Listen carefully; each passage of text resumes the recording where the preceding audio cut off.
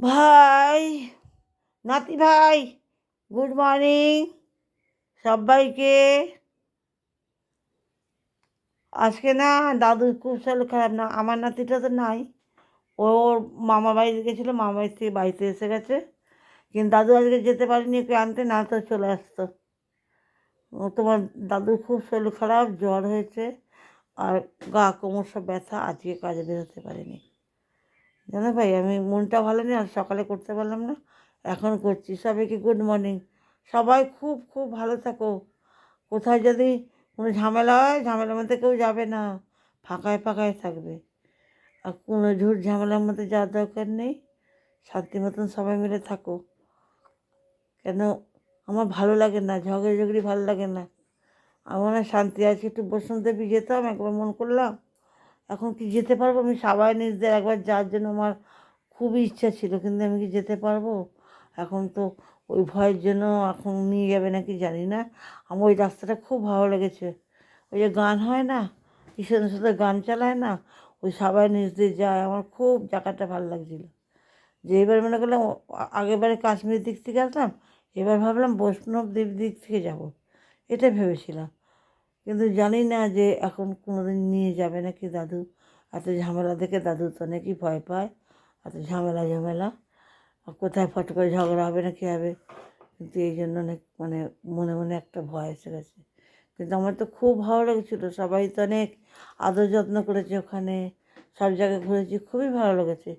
যাই হোক ভাই, আর বেশি কথা বললাম না, মোবাইল আবার বকা দেয়। দাদু ফুল তুলছে জানো, ওই যে ফুল তুলতে গেছে আমার জন্য, জ্বরে কুতাচ্ছে, ফুল তুলতে গেছে, বলে বৃষ্টি এসে যাচ্ছে না, ওই জন্য রাখলাম। ভাই গুড মর্নিং। হ্যাঁ, দেখো আমার বাড়ি ঘর তো ভালো নয়, আমি না তোমাদেরকে ভালো করে বাড়িটা দেখাতে পারি না।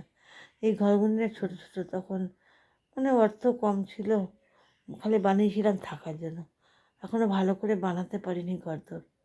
শাশুড়ি মরে গেল, দেওরদের বিয়ে দেয়া, তার এই অসুখ হচ্ছে, তাকে পাঠিয়েছে, তার দেখা, সেই সব এইসব করতে করতে না, শ্বশুরবাড়ির এগুলি করতে করতে আমার মানে কী বলবো, আমার ছেলেদের জন্য ভালো করে ঘরদোর নেই।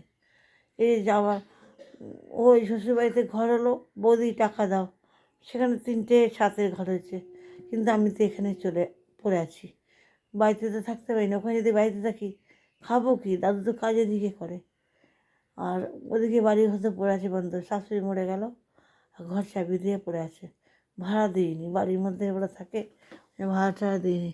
তো এইসব করতে করতেই তো ব্যাস, একজনকে নিয়ে এসে বিয়ে দিলাম, তাকে টাকাটা, তাদের মেয়ের বাড়ি থেকে টাকাটা একটু ফোন দেবে বলেছিল নগদ, তো একটু দেরি করে দিয়েছে টাকাটা।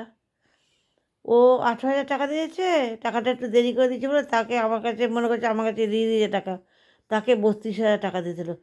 এই যে মেয়ে নিয়ে এসে বিয়ে দিলাম, তার টাকা আবার দিতে দিয়েছে বলে বললাম ঠিক আছে, ফিসটা রাখলে তো থাকতো, কিন্তু সেই টাকাটা ঘরের মধ্যে খরচা করে ফেলেছিলাম। তাদের আবার জরিমানা দিলাম, 12,000 টাকা জরিমানা দিলাম। 18,000 টাকা দিয়েছে, তাকে 30,000 টাকা। তো এই করতে করতে দাদুর পয়সা সব চারিদিকে খরচা হয়েছে। এই শ্বশুরবাড়ি, এই শাশুড়িকে নিয়ে আসো, অসুখ হয়েছে, প্রেশার হয়ে গেছে, আবার দিয়ে আসো, আবার নিয়ে আসো, তারপর দেওয়ার অসুখ, তাকে নিয়ে আসো, সে কে আস্তে আস্তে তাকে আবার মেয়েদেরকে বিয়ে দাও। এইসব করতে করতে আমি, মা বলেছে যে শ্বশুরবাড়ি আগে দেখতে লাগে, তাহলে লোকে নাহলে নিন্দা করে, বাপা বাড়ি দেখতে হয় না, শ্বশুরবাড়ির লোককে দেখতে হয়। এই করতে করতে আমার জীবন শেষ। আমার ছেলেদের ঘর, আমার ছেলেদের কোনো দিন একটা দামি জামাও পরালাম না, আর ভালো করে ঘরও নাই। এই যে সবাই মার কর্তব্য, মা বলেছে, কর্তব্য কোথায়? ছোটো দলে বিয়ে দিচ্ছি, ও খাট ছাড়া বিয়ে করবে না, মেয়ের বাড়ি খাট দেবে না। তা আবার মেয়ের বাড়ির তরফ থেকে জানাতে আংটি দিয়েছি আশীর্বাদ করতে গিয়ে, তা আবার আলমারি খাট কিনে দাও। সে মেয়ের বাড়ির তরফ থেকে লুকিয়ে লুকিয়ে টাকা দিয়ে আর এইসব করে করে আমার কিছু নেই, আমার ছেলেদের কিছু নেই। তাও বলেছি, বাবা তোরা তোরা কেউ কিছু মনে কষ্ট পাস না, সবাই কর্তব্য করে যদি লাস্টে যা থাকবে তাই হবে। তা রাখলাম, এ কথা আবার অন্যদিন বলবো, এখন অনেক কথা হয়ে গেল।